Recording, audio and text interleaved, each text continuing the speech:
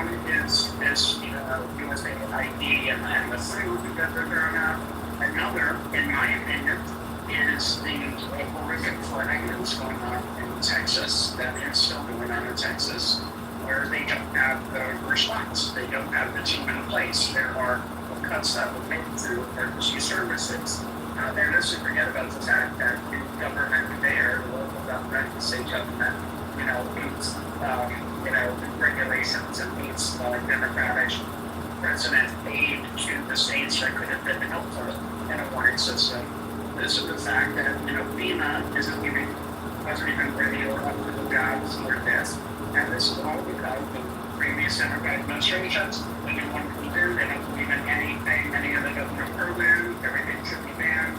And so therefore, the people end up suffering because their policy is not to actually govern, to get rid of all the other things and maybe govern on the shoestring. Well, that doesn't work, and particularly in a great nation.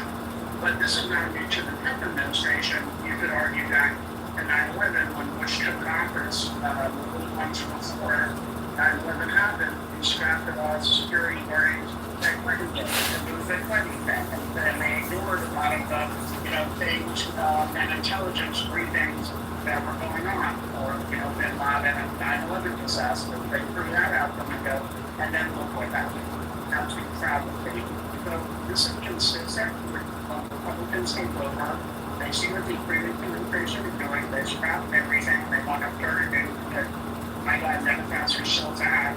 We can't even listen to anything that they have built up or done or warned us about. And we have to go our own way just to show them. And look what's happening. The people are suffering. That's what's happening. The end result is that the people suffer.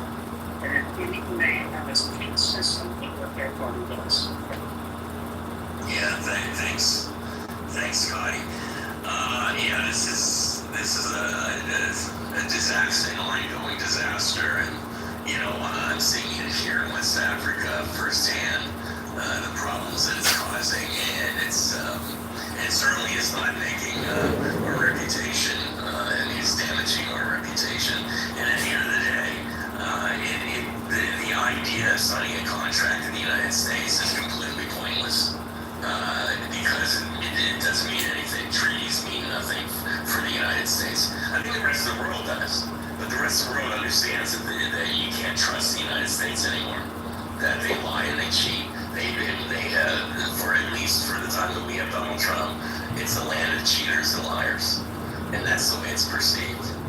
Anyway, speaking of coming from the land of cheaters and liars, I want to say hello to Lady O'Deal, who doesn't come up here very often, but is one of our regulars. So, Lady O'Deal, what brings you up to the stage?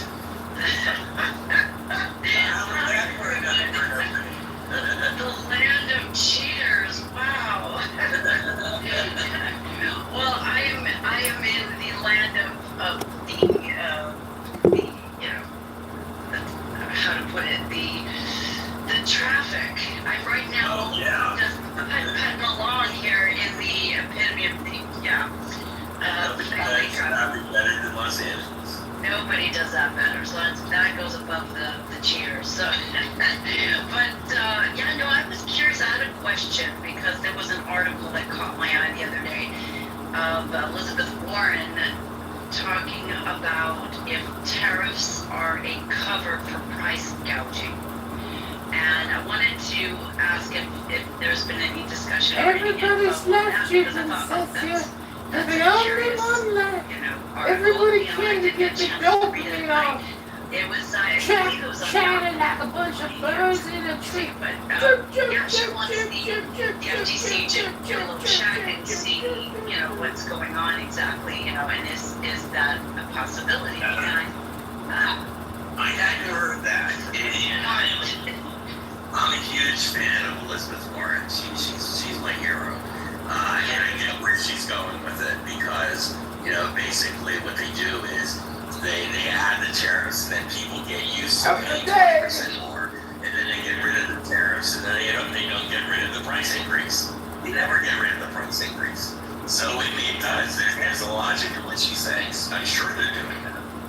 Yeah. So I just thought that was very curious, and it should also be something that, in a normal world, both parties are going to look at. I mean, you would think logically that if the Trump administration actually wants the prices to go down and people are leaving the system with the tariffs, one would think that they would want to be on top of this as well. I think that party would want to be. But because of political climate, that's a list of more suggested it's probably not going to happen. But this is in our bags. It's about consumer protection. And I am sure, just like during COVID, a lot of companies raised their prices. We never saw them go back down, did we? All those distribution chains, all the, that most of the shit fell down on the floor, all of this other shit. Do we actually see the prices go down? No, because I go out every day. I'm like going to my diner. I'm going to, this or that. The prices that shot up somewhere between 2020 and 2022 are, guess what, the same price and higher. So I think it's all a freaking scam. So I do want to point to one thing. Peter Navarro, whether it's the trade secretary or something, or Trump. Yeah, he said, he announced on news, I guess it was on Bloomberg or Fox, I don't know.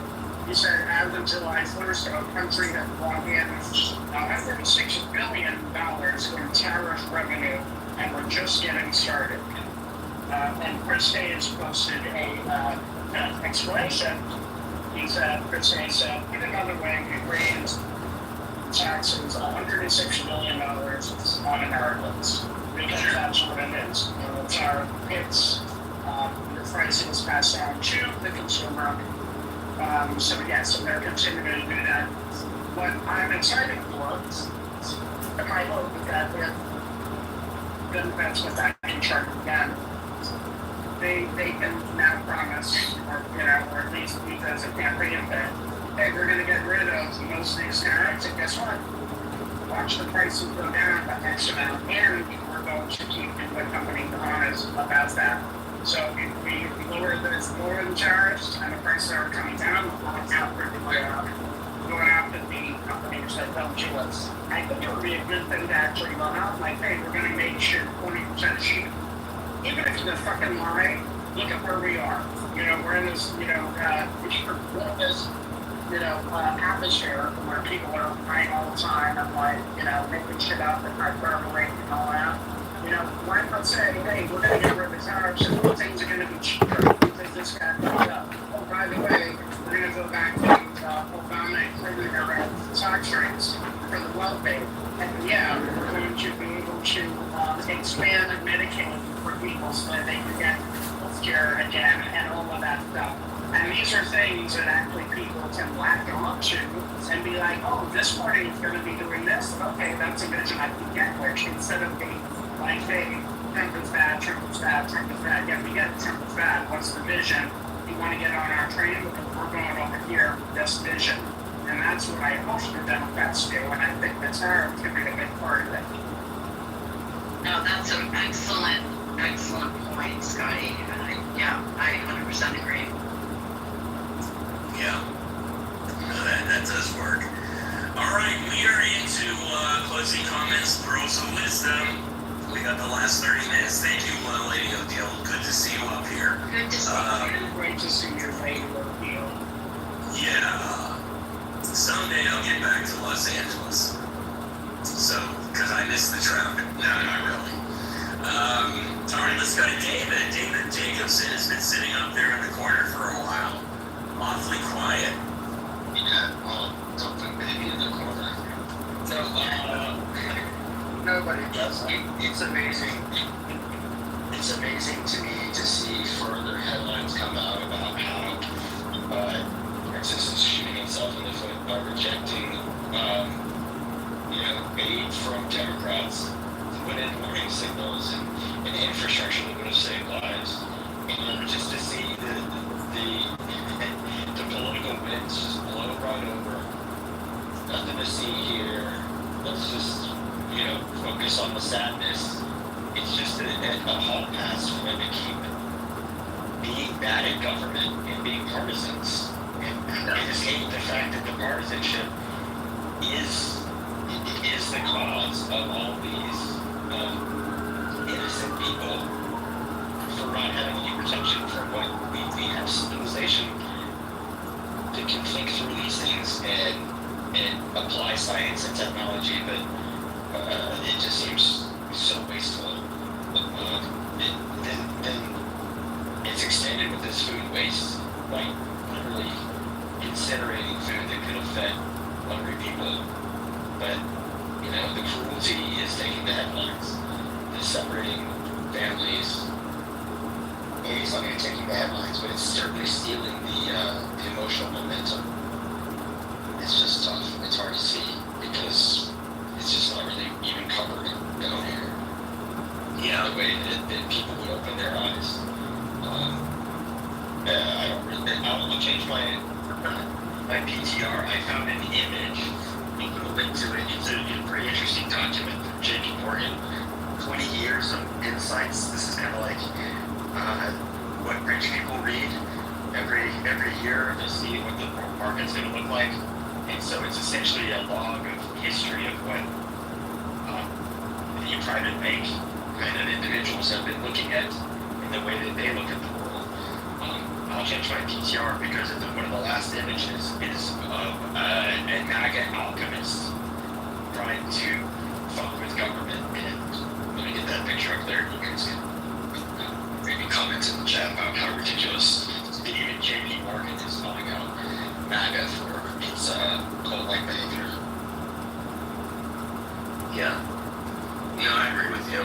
It is. Well, we just have to keep talking about it so we can do something about it. What else can we do? Thanks, David. All right, let's go to Dr. Francine and then Perusia. Dr. Francine, you have a closing comment, pearls of wisdom. Do you want to talk about what tomorrow's Karma Club is about? And maybe you come up with a theme. Yes, so it's going to be a question who came up with last week. And it has to do with whether we are now teaching people critical thinking or just information retrieval and what that means, what the difference is, and what that means for everyone. And I think that's fascinating because if everyone is, quote, cheating, unquote, with artificial intelligence, is anyone going to learn anything but how to retrieve information? And, you know, I don't know. Because who's going to come up with these new ideas if that's all we know? Anyway, it is at 11:30 tomorrow. We're Wednesday. Tomorrow at 11:30 Pacific time. In 2:30 East Coast time, yes. Yes, that is right. See, I did the math. You're so good at that. That comes from living all over the world. It comes from my years way back when they used to have slide rules. David Jacobson is saying said we need new ideas. Well, I can suggest a couple of things. Better ideas that probably already exist a lot. Okay. Existed for 100,000 years. Okay. We have some good ideas floating around, but it's that we're taking not good ideas and implementing them is the problem. The second half of my comment is the bad ideas are trumping the good ideas right now. We don't need new, possibly bad ideas. Why don't we just stick to the good ones and raise them above the bad ones? Okay, well, does that come from artificial intelligence, or does that come We can from... sift without a computer, we can sort those, I think. Okay. All right. We're good then. There we go. All right. Thanks, Dr. Francine. Let's go to Perusia. Perusia, do you have a closing comment, pearls of wisdom? Hello, my dear friends, everybody on the stage, or of course, the audience. My dear Ben, it's for you in the morning. For us, the sun is going down on you.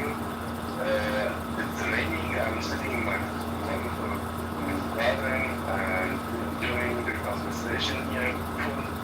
comments I want to share with you that we are very nervous in Europe about Germany, how the situation now in the United States.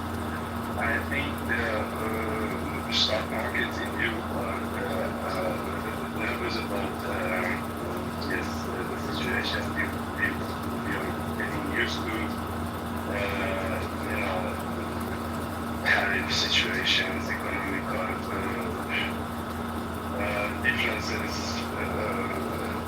support of Ukraine, and or let's say at the beginning not that much supporting, and finding out that Mr. Putin is maybe not the one who or somebody you can deal with maybe the way that Mr. Trump has done at the beginning. Let's close this room together today with optimistic vibes and hope for the best. We have still maybe 1 month to find out how we can manage the tariff situation between European Union and United States. And of course, the Iran situation is we have till I think I've heard about till the August, maybe European Union, the E3 countries would start the snapback mechanism of this nuclear treaty at that time under Obama, JCPOA. So we are going through our holiday plans in summer. A lot of people are in the holiday right now with their families, and the politics is also going now through the times of the holidays, summer holidays. So what we know that in 1 month from now, we have to deal with 2 very important situations. One is the tariff situation with very important for the European country. And the other one is the situation in the Middle East. Let's hope for the best. And I would just want to be polite and coming to the stage and say hello. It's great. I always love getting your updates, and that was good. It also keeps us getting our feet on the ground, because when you're sitting outside the United States, you just see things differently, and really appreciate it, and appreciate your half glass full attitude. We can easily get bogged down into negative stuff, but it's good to remember that there is another side to it. So thanks, person. Anyway, I wanted to get, as we're closing down, I want to get to Dr. Keisha. I know that she has something that she wants to talk about. You have some TikTok or something today. Go ahead, Dr. Keisha. Tell us what's up. First, I want to say hi. Yeah. Oh my goodness, it's so good to see you. I know. I've been busy, y'all. I'm actually doing locums now. So I'll go to Brownsville for the most part, which is a border town. Yeah. And do a week on, a week off, that type of thing. So that's been busy. But the podcast is growing. Well, that's great. And the conversations have been rich. We just did one on vaccine hesitancy just focused on Monday with Dr. Tusa. Y'all, oh my goodness, things that I learned every time I talk to her. Now, where do the podcasts Apple, Spotify, Amazon, YouTube. It's out everywhere. And what's the title? Like, if we needed to look it up. So the most recent one is Every Child Deserves Access to Vaccines. So my producer changed all the titles to make them not clickbaity, but more reachable. So I encourage you to look at the descriptions, because some of them, the titles really have nothing to do with the whole episode. Well, but is it under your name if we go to TikTok and we look under Dr. Keisha? Okay, so the podcast is the podcast. That's the professional edited thing. The lives that I do are separate. Those are discussions based off of the podcast. So tonight we're talking about vaccine hesitancy based on those that have listened to the podcast for questions. And it's actually growing over there too. It's my name, Dr. Keisha Davis is my profile name.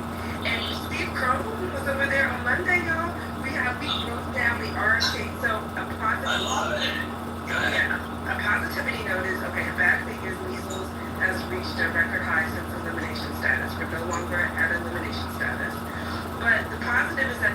are fighting back, and there was a huge lawsuit with multiple groups that is against RFK Jr. and what he did when he broke the recommendation for pregnant persons and children not to get the booster. So it is the beginning of something. We broke it down. I think it was great because they explained the lawsuit and what it means. And then we explained the organizations and groups and how he is kind of dismantling what we're practicing. But at the end of the day, doctors are going to do what doctors are going to do. We have our own pediatricians have their own recommendations, and they're going to follow those until the bitter end. If you can't get access to immunizations, many of the doctors were sharing ways that you can still get them if your insurance isn't going to cover it. So don't fret yet. Can I also, It's 9 to 8 p.m. Central. let me Oh, tonight 8 p.m. Got it. It's Central Time. Okay. Let me also Go ahead. mention, because I gotta take off in a sec. Dr. Keisha, what a thank you for messaging me. What a fabulous talk. I've been on TikTok since last year, so I didn't know how it all worked. But I was able. Yeah, I was there, and there's so many like bells and whistles, and I feel like a boomer when I'm on there because I couldn't understand how to like comment or say hi or anything. I did, and I think maybe I hit a heart, but it wanted me to pay something. I don't know. Steve was saying the same thing. I was like, what do you not understand? It was overload. He's like, I don't understand what's happening. It's overload, however, it doesn't matter because I got the content. I was able to listen to you and Dr. Ajusta and Steve, and I think there was another doctor who I didn't know. But regardless, the content was great. I actually loved it, and I hope to be able to, be a part of it again. There were a lot of people there listening in, and so much great information, that you guys always do. And it's just great to see like new people and new questions and have a granular understanding of what's going on, particularly with the lawsuit, but also like the directive of the vaccines and what doctors are doing. And when one of the doctors said, hey, I'm not taking any patients that don't get their kids vaccinated, things like that, this is all great to hear. So kudos to you. It was so great to see you in there with a bunch of other people giving out really great info. You can see the video like I literally show my face. Go ahead. Yeah, no, I just want to say I was there too. I have some weird username. I have no idea. I must have made it when I went on TikTok the first time, but I kept putting in comments saying, hi, it's Elle. It was great. You did a great job. I was really, really pleased with it. It's down with your comments. It's okay. We can take it. Anyway, that's great, Dr. Keisha. We will all be there. That's wonderful. And anytime you need a plug, come on in and tell us because we're looking for high quality content. Anyway, I wanted to go to Sora's off mic. Sora, did you want to give us a closing comment, pros of wisdom? Hello, Sora. Maybe she doesn't know she's off mic. You can deal with the existential question. Sure. Will MAGA make Democrats great again? It may be effective if we ever get past this that we're going through. It's a good question. Anyway, Barbara's here. Yes, as long as we don't eat our own. Yeah, that's true. This is really important. Barbara, closing comment, pearls of wisdom. Hello, Barbara. Barbara out in Canada. Hello, Barbara. Oh, she might be busy. All right. Well, then we're almost ready to go. I think I got everybody here. Victoria, did you have any closing comment, pearls of wisdom? Yeah, I mentioned it actually at Dr. James's room earlier today, but I always sort of defer to Hamlet's razor, never tribute to malice when it's adequately explained by stupidity, but also don't hire stupid people to the White House, please, because I think we're seeing the symphony of disruption, not just from malice, but just sheer incompetence and not understanding the fundamentals or basics. And they didn't hire experts. They focused too much on hiring loyalists, and that definitely undermined the performance of different government organizations, decision-making, effectiveness, obviously, it goes without saying for this group, has led to unchecked and unbalanced misconduct. The fact that our president has a meme coin, the emoluments clause is basically completely been eradicated, and we're just seeing in sheer misconduct, ethical violations, but a lot of it does rest in incompetence, and I think that shouldn't be understated. So the next time people want to hire people that have no government role or background, just remember that we're wasting and abusing taxpayer dollars to enrich the wealthy men in America, and we're also taking food away from starving populations, not only around the world, but if you look at some of the domestic cuts. So I hope that people pay more attention to the incompetence that is going on, and I really can't understate how disgusting it has been to watch. That's a great share, Victoria. I just recently read the statistic that when we cut off this live aid, that program was actually costing Americans on average $24 a year. Who here doesn't have freaking $24 to help save lives of children in other countries, for God's sake? So yeah, that number is, I'm never going to forget that number. When I saw that, it really, it's amazing how it's like just a piece of data that really crystallized the whole situation. I was just amazed with it. Okay, who says 52? Okay, anyway, it's really important. Anyway, thanks for the share, Victoria. Yeah, thanks, Victoria. Appreciate it. All right, I think unless somebody else wants to do a closing comment, Andrew, go ahead. Yes, Peter Navarro is finance. Oh, okay. That was the answer. Peter Navarro. I have one closing, which is I would just like to say how excited I am personally, because tonight is the 5th official Clubhouse creative writing workshop starts. And I'm on my phone, and I'm going to be hanging out tonight with Odile and with Andrew and with Michael Barefoot, who's in the audience, my new friend, who ends up living in St. Paul, which is so cool.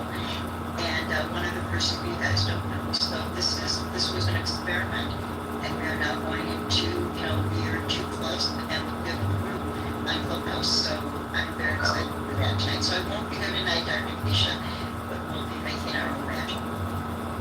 Congratulations with that, Elle.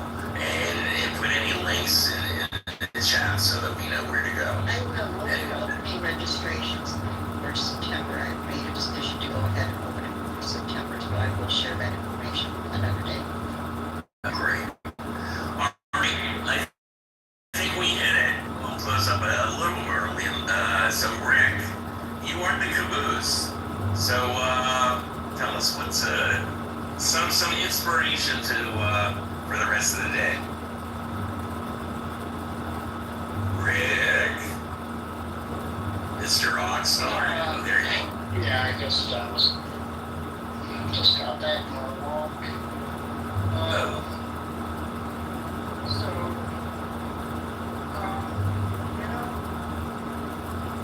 really have anything other than, with all this aid being cut,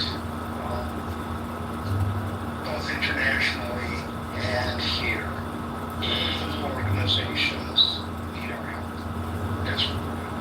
And they need money, they need people, they need resources. And, find one in your area and help them, because a lot of them, there's going to be a lot of them going away. Just don't have money. Even, it could be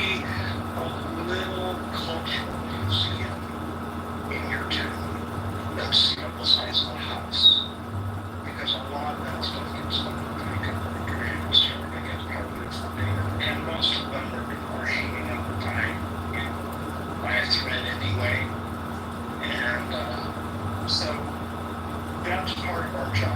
Part of our job is to not let these things disappear because they really are going to make history disappear. A lot of the indigenous museums, the Mexican art museums, Latino art museums, the black museums, all around the country that are small little private organizations are hanging on by a string. And they need our help. And if we want them talking about, or even across the country, if there's something you find in your area that you're passionate about, and send them $5 a month, send them $10 a month if you can. And I know that everybody's asking you, all the politicians are asking you for money. Well, send $5 to the museum or to the organization, and then write to your congressperson and say, get this stuff refunded. Maybe you'll get some more money. But for right now, I'm trying to save some organizations that you guys are killing. So that's what we can do. It's a little something you can do, and you can do it right now. You can, as soon as this room closes, you can go on your computer, you can look something up, or you can write it down. Send me to look up an organization in my community that needs help. It's something you can do today to change the world of the country. And that's it. That was great. Thanks for a good point. I know I'm going to be sending some money to the local NPR station, and I think it's a great idea. Museums, they all need help to keep the lights on until we can fix this thing, because they are under attack.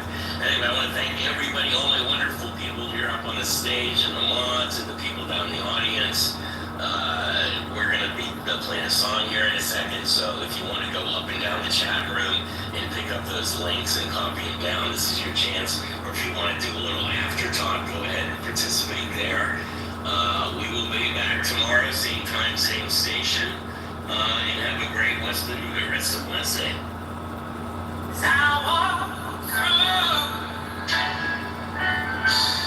This wicked world, baby, searching for light in the darkness of insanity.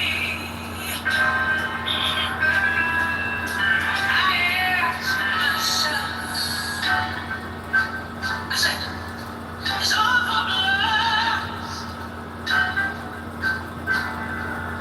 Is there only pain and hatred and misery? Oh, each time I feel this weight inside, there's one thing I wanna know. What's so funny about peace, love, and understanding?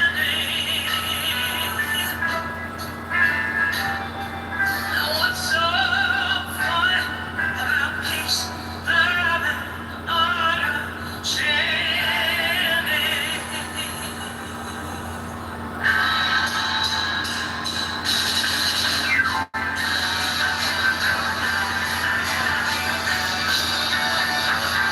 As I walk through troubled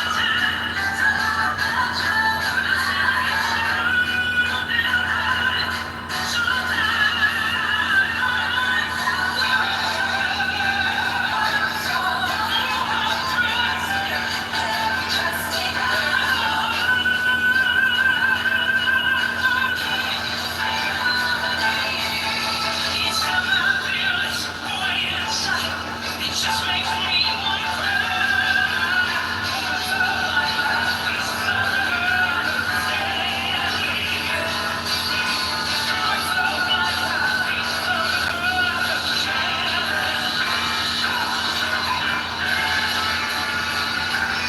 From the worldwide headquarters of the Deep State here in beautiful Ouagadougou, Burkina Faso, we bid you adieu.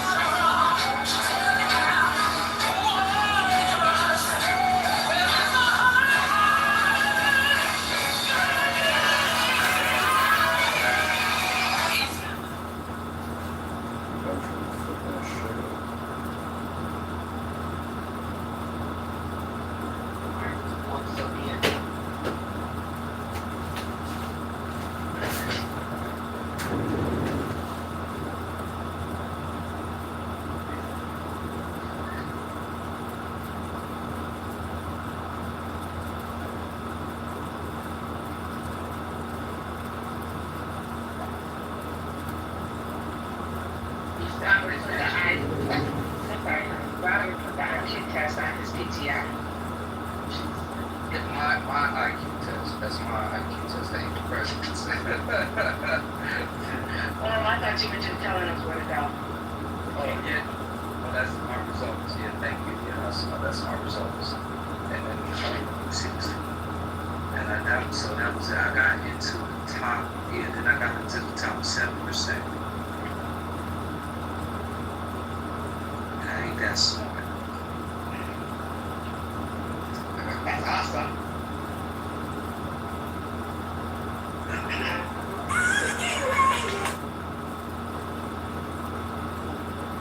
Praise God, 'cause we need certain people in this room to combat the drought.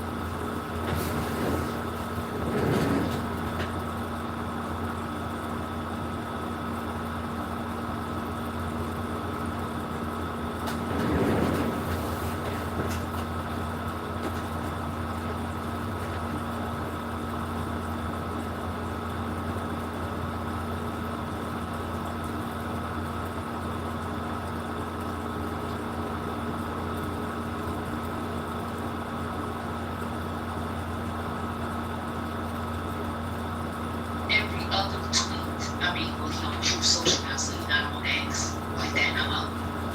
Every other moment is giving us full pass. There's people staying in line and be marching to Zion. No, I agree with that. First of all, it is incorrect to describe what I just did as spiral. But I am disgusted. I absolutely am disgusted, and I think that what we are seeing, the taco Trump, the disarray, the chaos, the hundreds of thousands of lives ruined is directly connected to the misbehavior, the neglect, the irresponsibility of the Biden administration. I do think that. I'm sorry. Go ahead. I was going to say, for me, I agree, and this is something that is in one of the quotes that is in the second article. But, you know, I was really excited yesterday to see that mainstream Democrats, including Hakeem, Baby, Jeffries, go in on the Epstein thing. I don't think the Democrats know what's there or care. But like just politically, there's this thing online where Trump, I don't know if y'all seen it on Twitter. Have y'all seen this picture of his hand? It looks like the skin in the middle of his hand is dying. Has anybody seen that picture? There's a picture of Trump's hand that they have. That's what I want them talking about. He's going up